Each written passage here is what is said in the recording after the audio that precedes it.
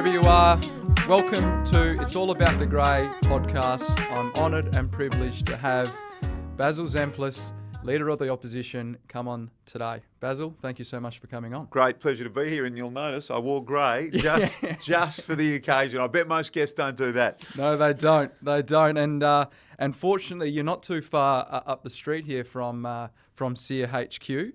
So hopefully the walk across wasn't too bad. We'll get a lot of podcast requests, and we try and fulfil as many as possible, but it guaranteed yours got fulfilled because you are literally 4 doors up the road from the opposition party's headquarters, which is just across the road from Parliament House. Giving away too much, probably. Yeah. But it's a great pleasure to be here today. Thanks, and thanks for the invitation. You're welcome. You're welcome. So Basil, obviously you're quite well renowned here in WA, but I feel like sometimes the snips don't actually get to see the true Basil, and obviously the journey that you've been on. So, in saying that, did you want to maybe give us a bit of your backstory and how you rolled into politics? Sure. Oh, well, happy to do that. And it's an interesting proposition that you put that way. I think sometimes in this space the loudest voices can get listened to. I've never felt as though I've been misunderstood or that I somehow confuse people. I've got a pretty good sense that most people kind of get who I am, where I've been, although I understand that you don't take anything like that for granted. So more than happy to say the son of migrant parents, all 4 grandparents born overseas in Greece, my mum also born in Greece. They, like many families in Western Australia, came here for a better life, for better opportunities, and to work hard and to create their own future. And certainly I'm blessed that my parents and grandparents came here and have given me the opportunities that have come from that. Went to Murdoch University after school. I studied journalism. I was pretty lucky to get a job really early on at Channel 7 as a final year cadet. I started at the age of 22. I'd been playing footy for West Perth, was very interested in sport, but then broadcasting took off, started as a reporter, became a presenter, commentator, and lots of other things with it. And then I suppose the biggest step to where I am right now in 2020, after a period of no elected members at the City of Perth, the state government of the day, the Labor government, announced that there would be fresh elections for the City of Perth. And I'd always been very interested in the space, probably more so than people would realise, and I accept that they're not really for them to know how interested in politics I was or wasn't. But as I looked more and more at it, and the fact that those lining up were not part of the previous incumbent team, it was clear that this was going to be a fresh start for the City of Perth, and the new Lord Mayor was going to be brand new to local government. And that made me look at that opportunity through a slightly different lens and put my hand up, ran, won, became the Lord Mayor of the City of Perth, ran again, won again, and then the opportunity to enter into state parliament, and that's where we are today. Yeah, and with state parliament, you've got your work cut out. You've rolled into, I guess, quite a difficult period for the Liberal Party. Is there anything that really, that you saw the opportunity that was like, I want to run for that, and these are the reasons why? Well, and I appreciate people saying it looks difficult or it's a tricky time for the Liberal Party. I absolutely get that.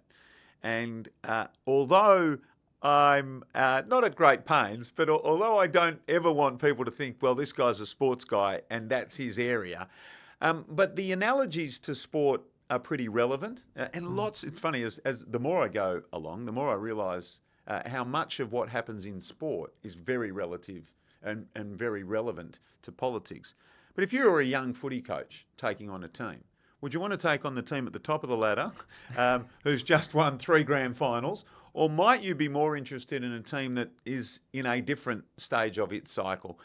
And really what I'm saying there is I get that observers outside might say this is a tricky time, a difficult time, but I've only ever seen the opportunity with the Liberal Party. Yes, the Liberal Party is at a low ebb or a lower ebb, but already we've seen a recovery of sorts. We went from 2 members at the previous election in the lower house to 7. That's an improvement, a significant improvement. We are on the way up.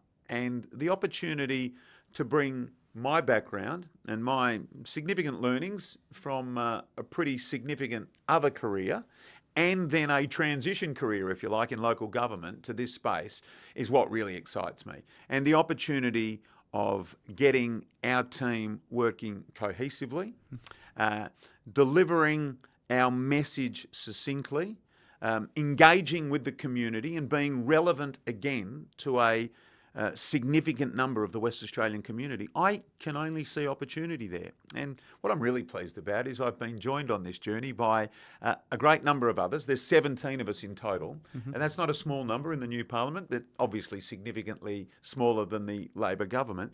They're all people who have worked hard, have built their own careers, have got vast experience in their own careers and a very high level of success and business and other acumen. And so the idea of bringing those people together and getting that dynamic right, strong leadership, a good game plan, a good cohesive structure, that's what it's all about for me. And I'm enormously excited to be at the start of this 4-year journey. Fantastic. Speaking of bringing people together and speaking succinctly, the Cook government's just deployed its latest state budget. And truthfully speaking, a West Australian myself, I believe it's missed the mark. What's your views? Did you feel that it's actually addressed the real issues that are facing West Australians right now? Well, even more than missing the mark, and I accept that political commentators or financial and economic commentators have come to that assessment on their own, but even more than that, it has sold the West Australian public short because it has not honoured the commitment that Roger Cook, the Premier, made to the people of Western Australia at the last election. He said it. It's not me saying it for him. It's not others saying it for him. He said it time and time again. My absolute priority is cost of living. And then at the first budget post that election, he has abandoned that commitment to the people of Western Australia. And they have every right to feel shortchanged. And certainly in the days since the budget was delivered, that has been the very strong feedback that I'm getting from a broad cross-section of the community. As I, Sandra Brewer, our Shadow Treasurer, and all of our team have gone about our response to the budget, the very strong feedback is that people feel let down. Where is the cost of living saving if electricity has gone up, if water has gone up, if the emergency services levy has gone up, and if the cost of putting your car on the road, I'm picking the absolute basics here, the things that are common to every West Australian over the age of 18, if they've all gone up, how can the Premier sit there and say, I have honoured my commitment to the people of Western Australia? The fact is, he hasn't. He hasn't addressed his fundamental commitment, and he has largely ignored the most vulnerable in our community. And so it's not a budget that hits the mark. And I think you rightly point out is that there is a lot of cost of living pressures on all facets.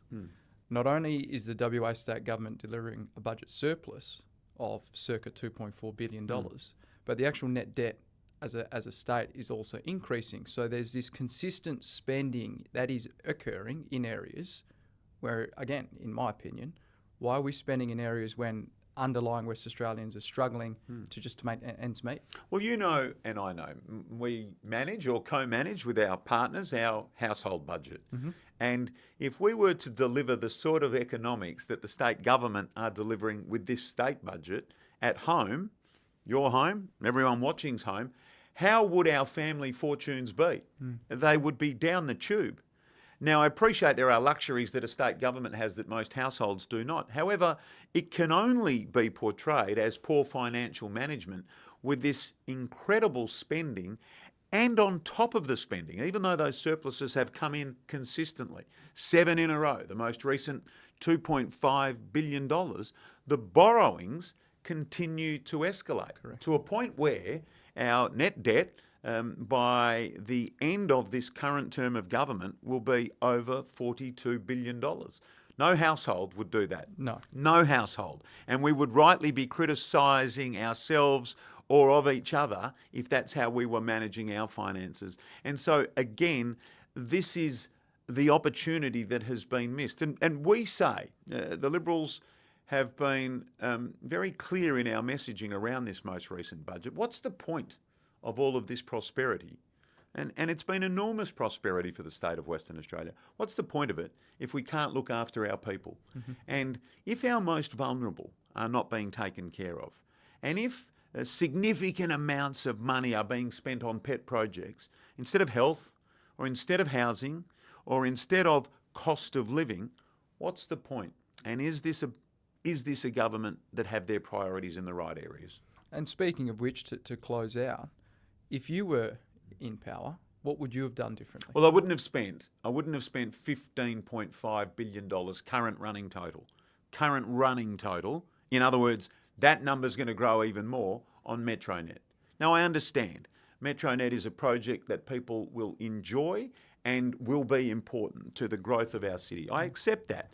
But a project that is slated at $3 billion initially to now be at $15.5 billion and growing, nobody can argue that that is sound and solid financial management. This has run away from this state government. And again, everybody needs to remember that at a time when we have struggled to get labourers, builders, skilled workers onto construction sites for everyday housing, something that is at such a parlous state in Western Australia at the moment, and I say Western Australia because from having toured WA recently and continuing to do so, the housing crisis is not just in Perth, it is right around Western Australia. Is it little wonder when every available worker has been working on Metronet? But an overrun of $12.5 billion, what could that money have been spent on in those other areas? And what impact could it have made? And speaking of which, we speak, obviously talking a lot about housing and personal crisis. Small businesses are also doing it, extremely tough. And it's this consistent conversation I have. Payroll tax. And I'm going to continue to harp on it because I've now got the opportunity to bring someone into the forum about it. It was a post-war tax. Yeah. It's managed by the state. It's one of the largest revenue earners in the state after our royalties. Yes. But businesses, it's never been indexed, or very rarely has it been indexed, and businesses are struggling to keep up. Why don't we just minimise the amount of payroll tax and pass on that cost saving to the household that can then use that money to reinvest back into the economy?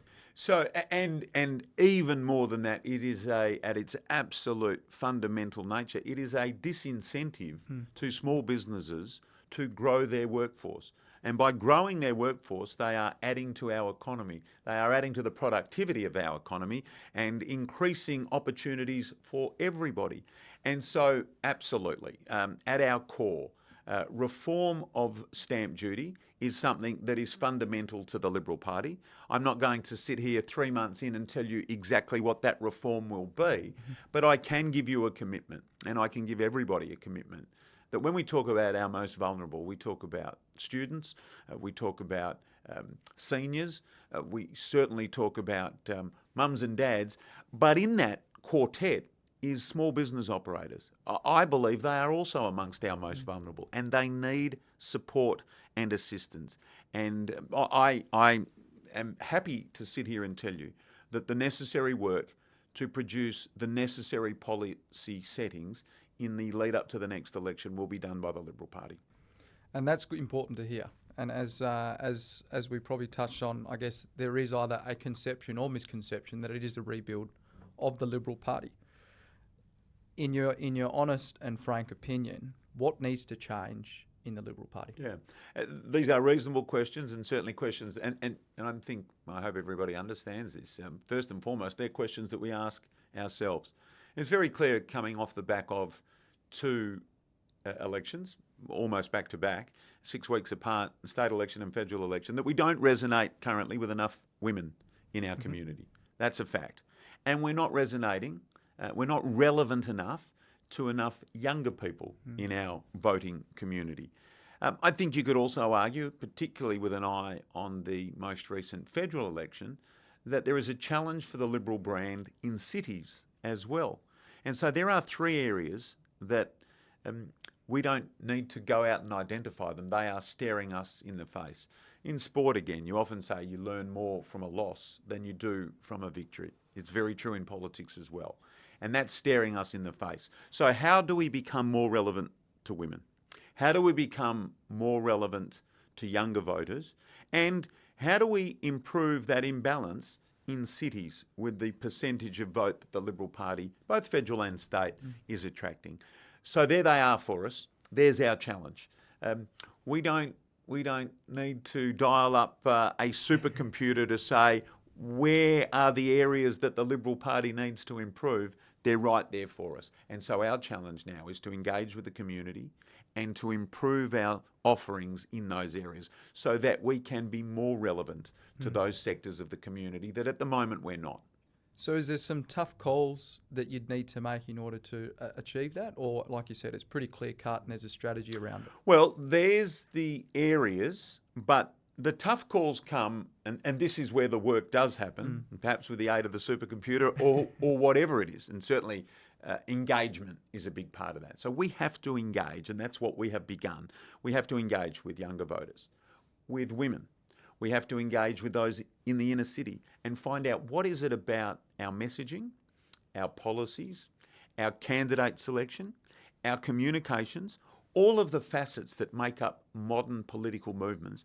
What is it about those things that are not relevant to those sectors? When we get those answers, or as we start to develop or hear consistent themes, then if it's tough calls that are required, that's what we will deliver. Because none of us are here, none of our 17-person state parliamentary team are here to stay in opposition forever. We're here, and certainly in my case, we've got 4 years until the next election. And my absolute commitment is to use these 4 years to be able to present ourselves as the best, most electable option that we can be by the 2029 state election. That's what we're here for. And that means right across the board. So, again, talking about rebuilding of sports teams, politics, very akin that if you do come in as a new coach, things need to change. If you had to pitch the Liberal Party as a startup, how would you sell it to an investor? Yeah, it's a really good question. I like that. I like that a lot. Well, fundamentally, we are still the party of aspiration. And aspirations, it's a pretty cool word, I reckon. But I think just saying aspiration, if you are an aspirational sort of person, you hear it and you go, yep, that's me. And at our absolute core, that's what we are. And interestingly, in my sort of 3.5 months as part of the state parliamentary team, it's the quality that I most see in all of my colleagues. In their backgrounds and in their own lives, and now in their parliamentary lives, they have worked hard. They have knuckled down. They have done their utmost to build better futures and better organisations that they have been a part of, for themselves personally and for the companies that they've either owned or been a part of. And as an absolute fundamental, I think that is the quality that most speaks to the broad base that we want to attract. And so speaking to young people, speaking to women, speaking to those in a city and saying, listen, if you are interested, if you are an aspirational person, if you want to grow your future, then we are the party for you. If you want to have a go, work hard, create your own destiny, put yourself in the driver's seat, they are the values of the Liberal Party that are relevant today. And I've got to say, were relevant going back to the start of the Liberal Party, that still speak to a big cross-section of people. But also, as well as being the party of aspiration, we are still a party who take care of the most vulnerable. And I think if you track the track record of the Liberal governments in Western Australia's history and the Labor governments in Western Australia's history, we are the party who have done the most for our most vulnerable West Australians. And so aspiration doesn't mean a focus only on the individual. Aspiration is a good quality, and aspiration is something that can also include a desire to make sure that everyone around us also comes along for the ride and gets the same sorts of opportunities. And so in a very simple form, that's what I would say. That's what I would say the Liberal Party brand is and can be. So it's an inclusive party for tomorrow. I think that's a good way of saying it. I mean, we know the fundamental Liberal values of smaller government and lower taxes. That hasn't changed. That will always be in our DNA. It is the party of freedom of the individual and freedom of speech and choice, and that goes to it. But as an absolute, and it's part of this messaging focus. What's the quality? What's the quality? And, when you get a chance with somebody who's wandering past and, what do you do, mate? I'm the leader of the Liberal Party. What's that all about?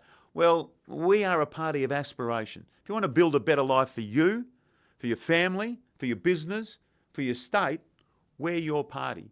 You don't get long at it selling that message, and it's a word that I would put right towards the top of the tree. So in that event, how would you go about maybe tracking the performance of the achievement of these objectives? If you've got KPIs set in place, you obviously got some data that is made available to you. What's the leading indicators and or lagging indicators that you'd be focusing on? That's a really good question. And early on in the journey, we haven't set KPIs as yet, but clearly we get we get the most advanced form of workplace assessment, don't we? And that's an election every 4 years. However, if you wait for the 4-year period to come around, it might be too late by the time you've done your workplace assessment on how you're going. Look, one of the great benefits of the space that we're in is, unlike most organisations in the community, we get hard and fast direct feedback from the public, and we get it in a way that most people do not get. And my phone's here. This is an incredibly valuable tool.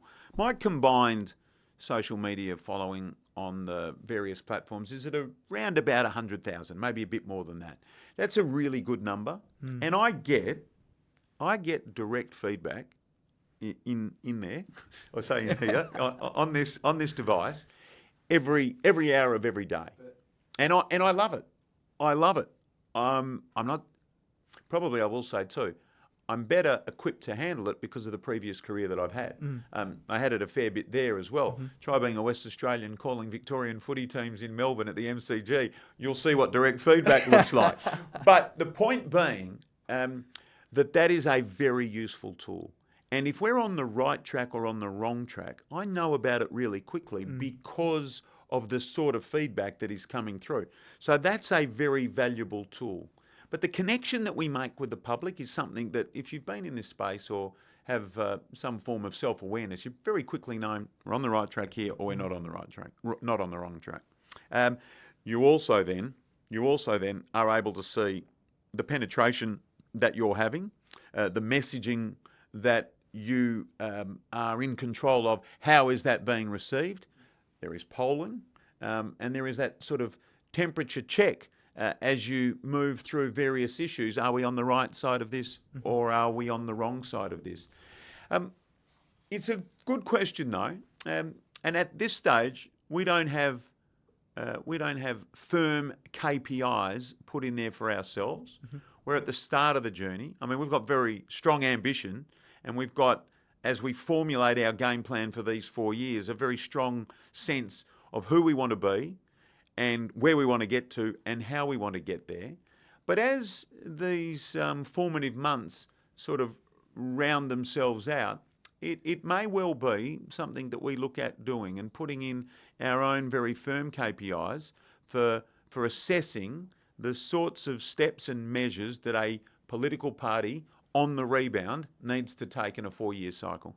Because as you rightly know, in business, it's all about, as we would say, failing to plan is planning to fail. So you need a plan. Yeah, you do. You need to measure it. Yep. You need to look at it seriously, whether it be every month, quarter, biannual, whatever it is, and you actually need to track that performance because 4 years is too late, right? Correct. Oh, absolutely. Way too late. So right at the moment, myself and the parliamentary team are formulating our 4-year plan. And it'll be a 3.5-year plan because obviously up for breath in the first instance, get in, get going, work out what needs to happen. That's a plan that everybody has buy-in on. It's not my plan, ultimately. All organisations, my view is, the best organisations have a consultative approach, but then when the decisions need to be made, they get made by those who are there to make those decisions. So we're working that structure out now, and KPIs can be a great element of it.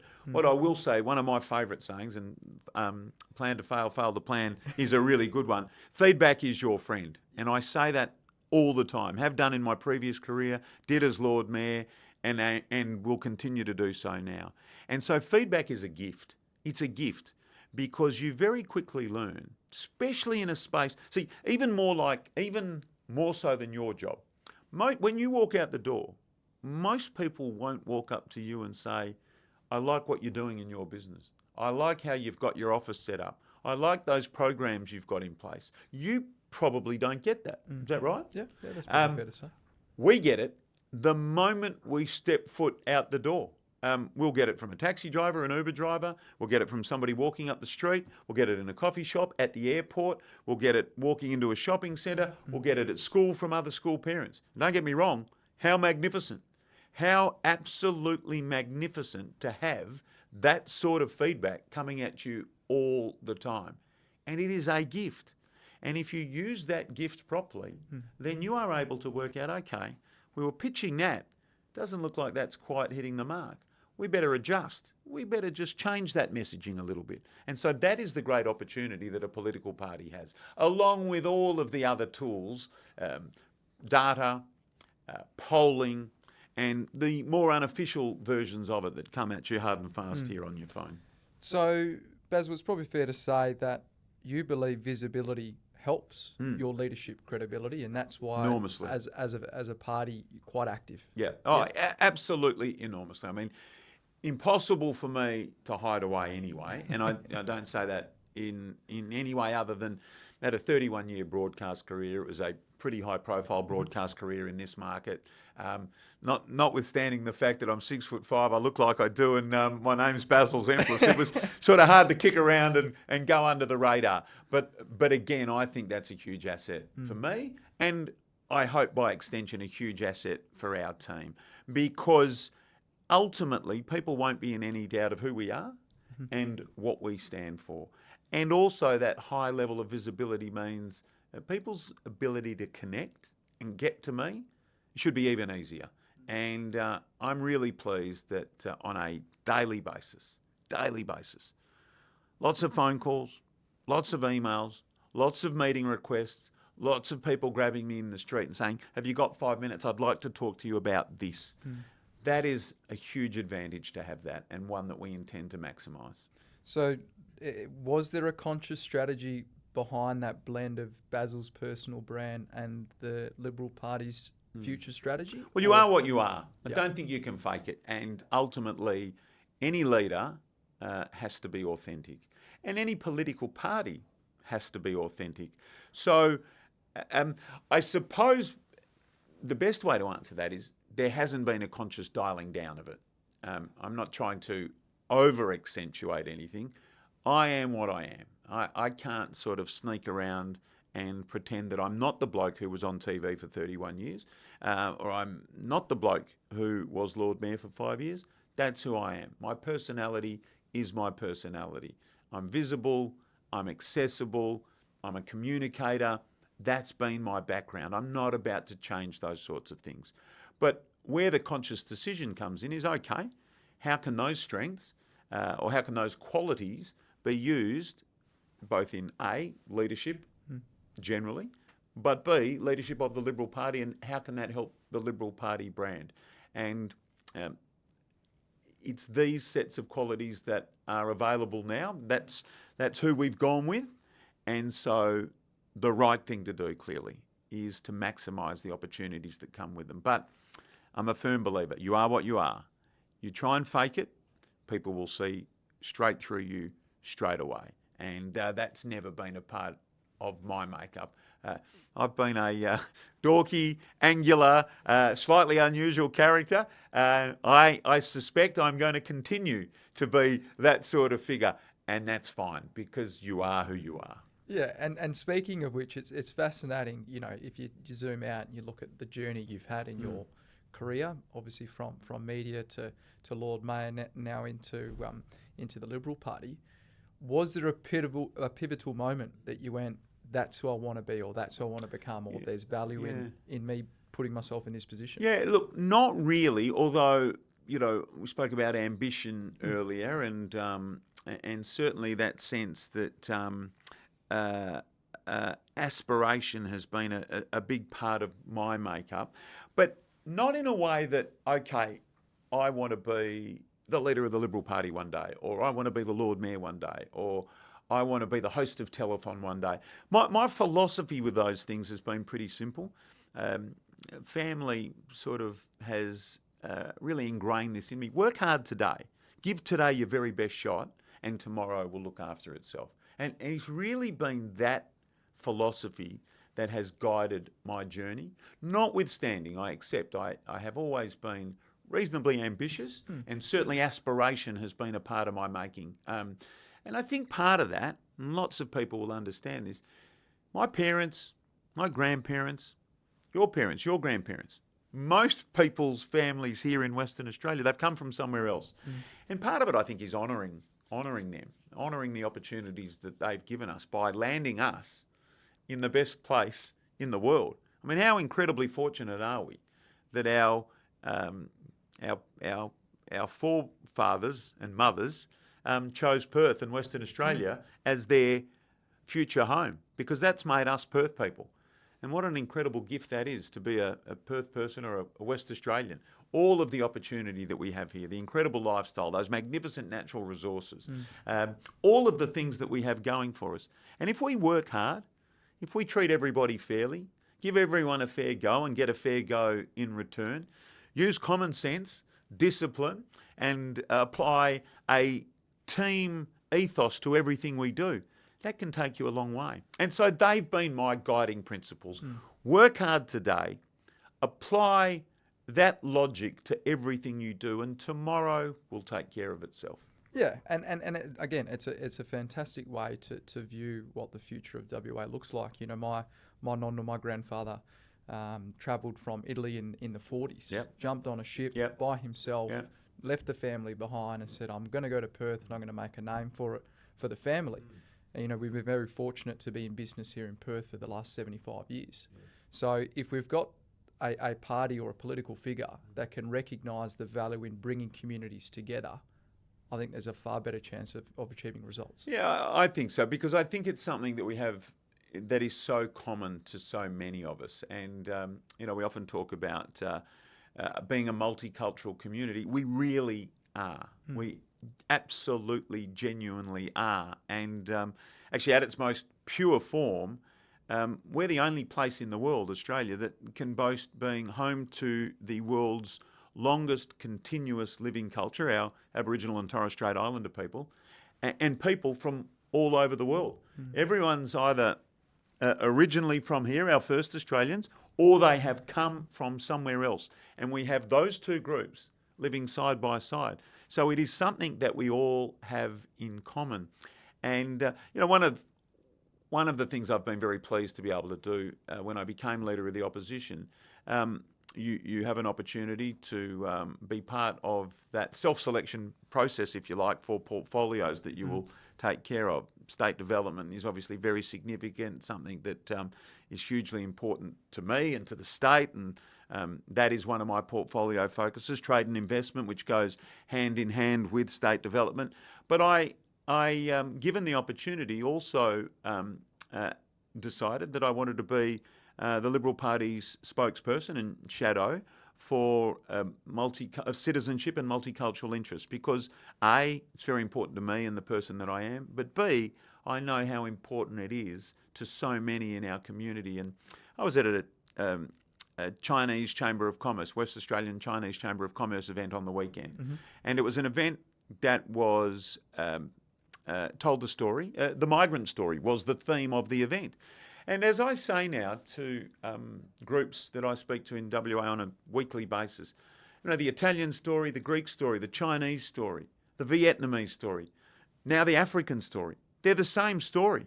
They are the same story. And going back before that, the first European settlement story from Great Britain, they're the same story. People came here, other than the convicts who were probably put on the boat and told to go there, they came here for better opportunity, to give it a go, to what's possible in that new land.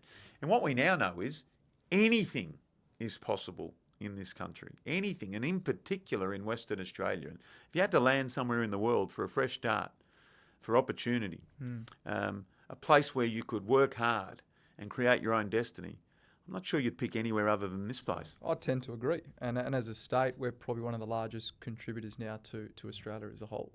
It's the place to be. Well, we know the clout that we have as part of the economy of this nation. We are the engine room of the nation's economy. That is so true. Off the back of incredible natural resources, obviously. But I'm always very careful and mindful to say that, yes, we have those vast natural resources, the envy of just about any geographic region anywhere in the world. But our greatest natural resource is our people. And that combination, all of that vast iron ore, the gold going back, the nickel, and now all of the critical minerals, the gas, the wind, the sun, that vast space, the ocean on our coast, all of the things that you could possibly want, they're all here in Western Australia, but they're nothing without the ingenuity and the commitment and the skill to be able to harness them. And that's what we have here in Western Australia. Agreed. You're only as good as the people behind you. Correct. So as long as we're all moving in the same direction, we're going to do some big things. We're singing from the same hymn book. So, Basil, I have to ask the question. Which political figure would you least like to be stuck in a lift with? Least like. You know, I sort of see that I genuinely, look, my background has been in people. Life as a broadcaster is a long answer, I know, but life as a broadcaster means that your job is really to communicate with people of all walks of life, all different ages, all different backgrounds. And I've always sort of thought that it doesn't matter who the person is, give me a couple of minutes, I'll be able to connect with them in some way, shape or form. And there's not a single person who I sort of feel intimidated by or find particularly unpleasant or any of those things. I reckon there'd be people watching now expecting me to go to a particular answer or two from the current Labor government. But that's, you know, and even on that, that's not my experience. I think even those from the other side of the chamber, I think we are all in it for the right reasons and quite similar reasons, and although we might have different styles, I think there is still a collegiate approach to what happens in the Parliament. So I'm not going to give you an answer that that might have made the podcast clipping up easier and sell it off the back of this one. If I go through history, I think, look, actually it's the other way. I mean, the list of people that I would want to be in a lift with is probably vast and expansive. So this is not a cop-out. This is not a cop-out. It's actually the sort of person that I am. There's not a single person that I would think, don't want to waste time with them or got no interest in chatting to them. Again, I think there's a lot of misconceptions about different political figures. And I rightly would probably answer it in the same way. If you get an opportunity to be stuck in a lift with someone that might even be controversial, it'd be interesting to hear what they've got to say. There's your chance, right? There's your chance to, well, if it's you, if you're that controversial figure, there's your chance to win them over. You might have 35 seconds between the 10th floor and the ground floor. There's your chance. Go your hardest. Give it your pitch. But likewise, if there's somebody that you sort of never particularly warmed to, that's their chance as well, or your chance to sort of maybe get to know them a little better. Like, I never warmed to Kevin Rudd, for example. I just never, ever warmed to him, and I wasn't in the political space at the time. But one day I sat next to him on a plane. I was doing the footy, I think, or maybe Sunrise, and I was flying back, and Kevin Rudd was in the seat next to me. And we chatted for most of the flight. And like just about anybody from wherever they might be on the political spectrum, there's a huge amount of commonality. They've worked hard. They've created a strong future for themselves. They're disciplined. They're interested in people. And we had a great conversation. And I'm still not sure that I'm that warm to him. But I remember thinking, what a great couple of hours where we just chatted, chewed the fat, threw it out there in the breeze. what a great opportunity that was to understand what motivated him a little better, his drivers, what was important to him. And I think, you know, once upon a time, the History Channel had a section called the biography. There was a sort of a biography section of it. Okay. And they were, so unlike events in history, it just told the stories of people. But if you said to me, what would you sit down and watch on cable or, subscription TV, if you could watch anything, I would watch other people's stories every day of the week, every hour of the day, because I find them motivating, enlightening. You learn from what other people have done, their approach, and even your political opponents, you can learn from every day. And, you know, and here's, look, so we've been in the new parliament for not even 3 months. Now, opposite us are some very, very skilled operators in the ways and manner of parliament. They've been there a lot longer than us. Every single day, every moment of every parliamentary sitting, I'm learning something because I'm seeing skilled operators at work. Now, often that work is at work against me and our team, but no mind, there it is. What a gift that is to be able to sit there and observe and watch how good people in that space who've got great experience utilise it. And so you can learn from everyone. So Basil, speaking of learning, you've been fantastic and insightful today. There's a long journey ahead, you know, to really get to that outcome that hopefully we would like to get to, or at least for people that are Liberal Party supporters. If there was one headline you'd want to wake up to after the next state election, what would it be? Oh, it's pretty straightforward. A victory for the Liberal Party, and that has to be the goal. You know, we are in it to win it, and winning it means the Liberal Party together with the National Party, because history tells us when we govern in this state, we govern together with the Nationals. It would mean that we have won enough seats to form the next government in Western Australia. And so that has to be what drives us. And for what it's worth, it is still a huge mountain to climb. It is a huge mountain to climb. We are 17, we have 7 seats in the lower house and 6 with the Nats, that's 13. So we are 17 seats away, additional seats away from forming the next government. Now, yes, we're up against a third-term Labor government. Yes, that will bring some form of opportunity with it. And yes, there is a sense of renewal about what we're doing and a reset so that we can be more relevant to more people. But it certainly doesn't mean it's just going to happen, because that's where we're at in the cycle. What I do know is 17 seats are currently held by less than a 10% margin. So it's achievable, but we have to do everything right. We have to do all of the hard work. We have to engage with the community, listen to them, understand what it is that they want from us. We have to develop that policy carefully and in a bold manner. My view is that we can't just be a sort of safe version of ourselves.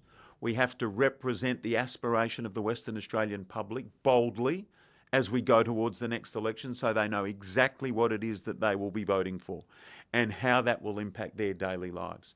We have to choose our candidates carefully, and we have to make sure that our messaging and communications reflect all of those things in the manner that will be required so that the voting public understand that, yes, this group is relevant to me, they have reconnected with me, their policy speaks to me, I am prepared to give them the opportunity to govern the state of Western Australia.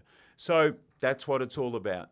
There's the game plan. It's not even that complicated, is it? Good. It's there.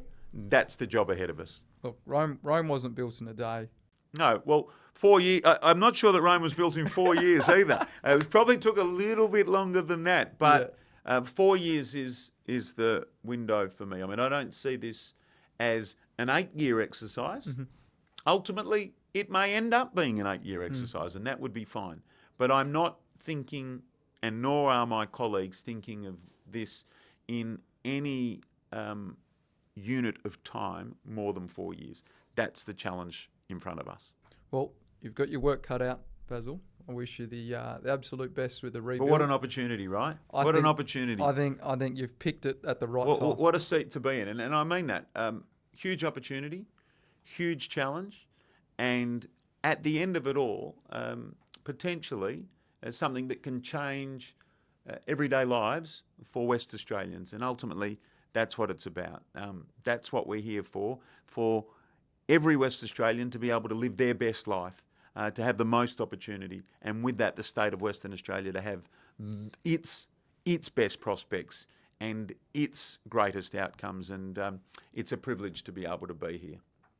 Well, and it's a privilege to have you on the podcast. So thank you so much for coming on board. If anyone wants to give you some feedback, is it the coffee shop or is it the school that you'd like the feedback? So only I would do this. But my mobile number is widely available. So are we ready? 0418 928 472. Can you believe it? Wow. There it is. Help yourselves. Knock yourselves out. And I get, by sort of being cavalier, if you like, with my mobile number, I do get odd calls at odd times in the night. But, modern technology means you can filter those through. So just come directly to me or walk into the office and say, I'd like to see Basil. We'll arrange a time very, very quickly. Thank you so much, Basil. You've been awesome, and you heard it. Give him a call at any time, on any night, and he will answer. Yeah, not too late. Well, if I don't answer, it means I'm asleep. Thank you. Appreciate it. Thanks, mate. Good on you.